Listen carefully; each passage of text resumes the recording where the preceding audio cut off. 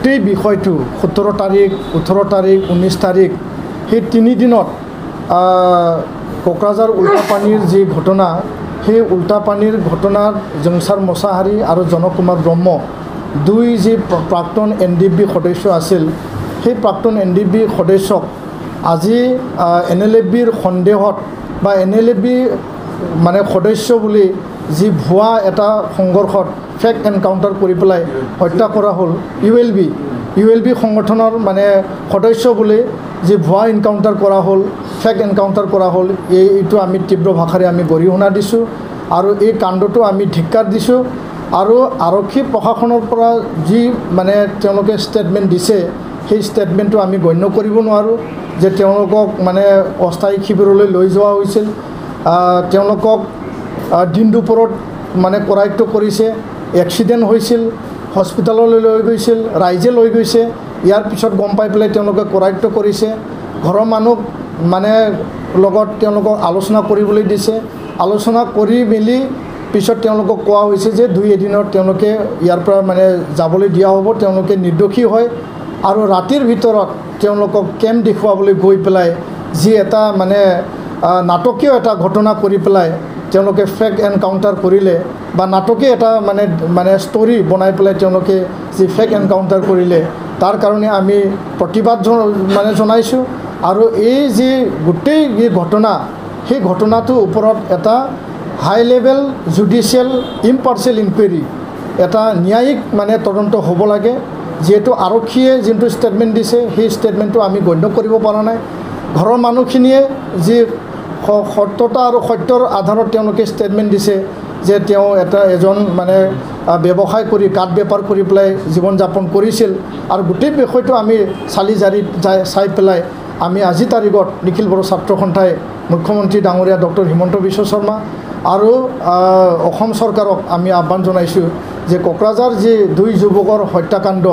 বা যোনটো মানে ফেক এনকাউণ্টাৰ যি মানে এই ঘটনা সেই ঘটনাৰ ওপৰত বিশেষ তদন্ত হ'ব লাগে শান্তি আমি বৰ্তাই ৰাখিব লাগিব আৰু শান্তিৰে নিৰ্বিচ্ছিন্নভাৱে গণতান্ত্ৰিকভাৱে ইয়াৰ আমি ন্যায় বিচাৰিম আৰু এই ন্যায়টো পাবলৈ কাৰণে যদি আমি প্ৰয়োজন হয় তেতিয়াহ'লে আমি কোৰ্টলৈকে মানৱ অধিকাৰ মানে আয়োগলৈকে আমি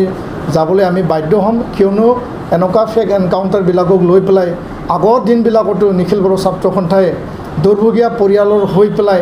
বা অন্যায় অবিচাৰৰ বিৰুদ্ধে আমি সদায় থিয় দিছোঁ আমি কথা কৈছোঁ মাত মাতিছোঁ আৰু ন্যায় প্ৰদান কৰাৰ কাৰণে আমি যত্ন লৈছোঁ আৰু যথেষ্ট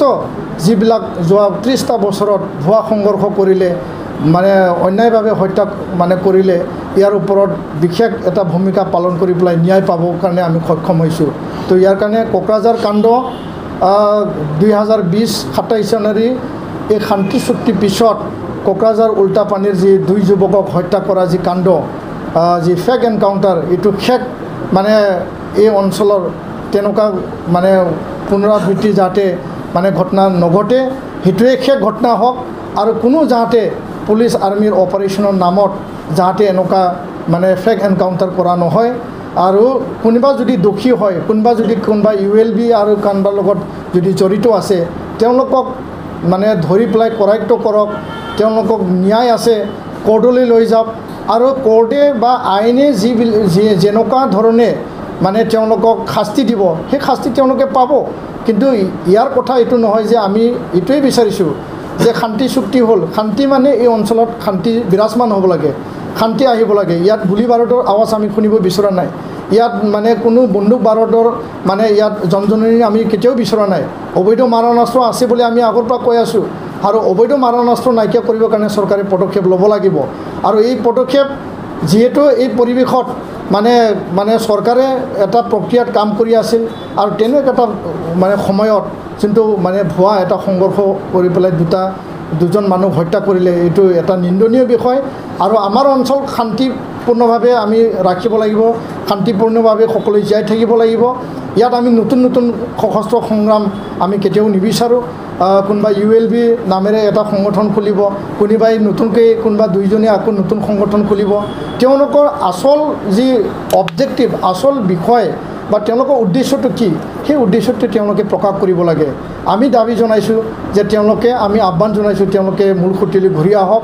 আমাৰ লগত আলোচনা কৰক চৰকাৰৰ লগত আলোচনা কৰক ইয়াত কি সমস্যা আছে সেই সমস্যাবিলাকৰ ওপৰত তেওঁলোকে আমাৰ লগত বাৰ্তালাপ কৰক কিয়নো আমি শান্তিপ্ৰিয় জাতি হিচাপে আমি থাকিব বিচাৰোঁ আৰু কোনো বন্দুক বাৰুদ সশস্ত্ৰ সংগ্ৰামৰ নামৰ বড়ো জনগোষ্ঠী মানে শেষ হৈ যোৱাটো থানবান হৈ যোৱাটো আমি নিবিচাৰোঁ যাৰ দ্বাৰা সমাজত অশান্তি সৃষ্টি কৰিব যাৰ দ্বাৰা সমাজত হিংসা ইয়াত মানে আহিব যাৰ দ্বাৰা সমাজখন মানে কোনো গতিত মানে যোৱাৰ কাৰণে কোনো ৰাস্তা নাপাব তো ইয়াৰ কাৰণে আমি শান্তি বিচাৰিছোঁ আৰু শান্তিৰ কাৰণে আপোনালোকে ঘূৰি আহক আৰু সশস্ত্ৰ সংগ্ৰাম আমি কেতিয়াও সমৰ্থন কৰিব নোৱাৰোঁ নতুন সশস্ত্ৰ সংগ্ৰামক আমি কেতিয়াও সমৰ্থন নজনাওঁ আগৰ দিনত এটা সশস্ত্ৰ সংগ্ৰাম হ'ল এইটো এটা বেলেগ কাৰণ আছিল আজি আৰু আমি নতুনকৈ এইবিলাক মানে সশস্ত্ৰ সংগ্ৰাম বা বন্দুক বাৰুদৰ যি আন্দোলন আমি এইটো নিবিচাৰোঁ তো এইটোকে আমি আহ্বান জনাইছোঁ আৰু চৰকাৰৰ ওচৰত আমি দাবী ৰাখিছোঁ ইয়াৰ এটা সঠিক তদন্ত আৰু ন্যায় দুৰ্ভগীয়া পৰিয়ালক দিব লাগিব আৰু এই ন্যায় আমি নিখিল বড়ো ছাত্ৰ সন্থাই অনাগত দিনত নিৰবিচ্ছিন্নভাৱে গণতান্ত্ৰিকভাৱে অহিংসভাৱে আমি আমাৰ কাম কৰি যাম আৰু আমি ইয়াৰ কাৰণে ন্যায়ৰ কাৰণে আমি